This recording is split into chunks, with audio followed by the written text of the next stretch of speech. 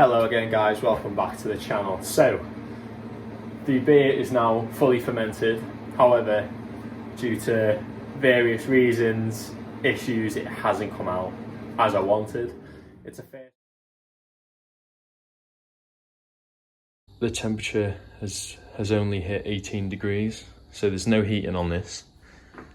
And it started just under 16. So I need to increase the temp for the diastole rest. So as you can see, I've connected up the cooling jacket up to my grain father. I've got some warm water circulating around. It was on 18.2, so it's come up half a degree. I'm gonna try and get it up towards 21, 22. And I'm also gonna be dry hopping today. So I've got my hops here, a blend of Citra and Strata. I'll be throwing that in now.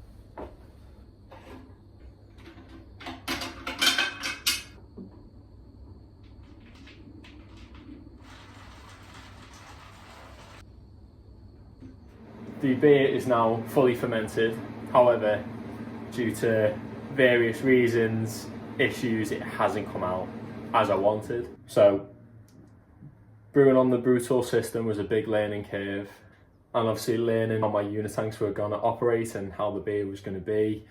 So for example, after chatting with my kind of brewery consultant about my recipe, decided to knock out at about 16.5 degrees and let it free rise. It only rised 1 degree in like 2-3 days.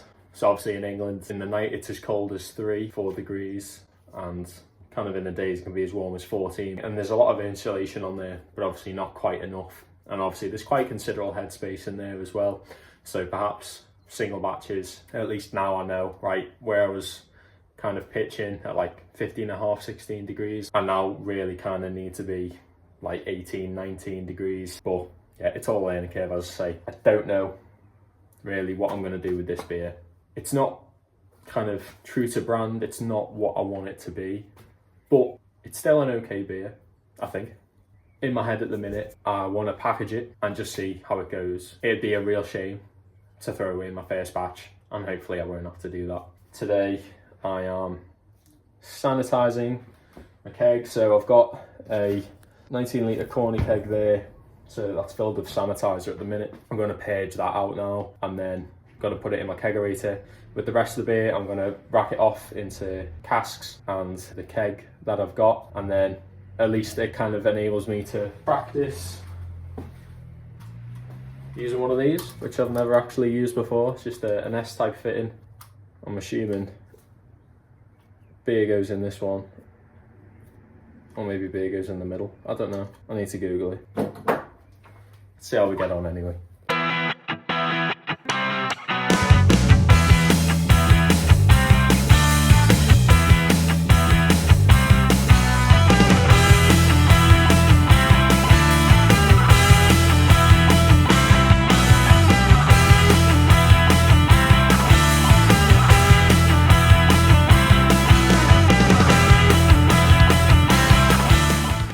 So, slowly just filling up my test keg now. Another thing I do need though is this connection.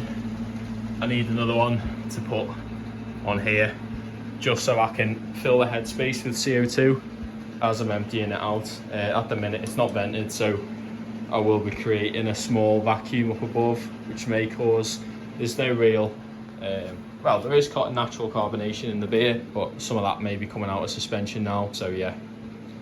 So what I'll do is I'll fill this one, top up the head pressure, which I should have done earlier, and then, yeah, crack on. It won't be an issue then.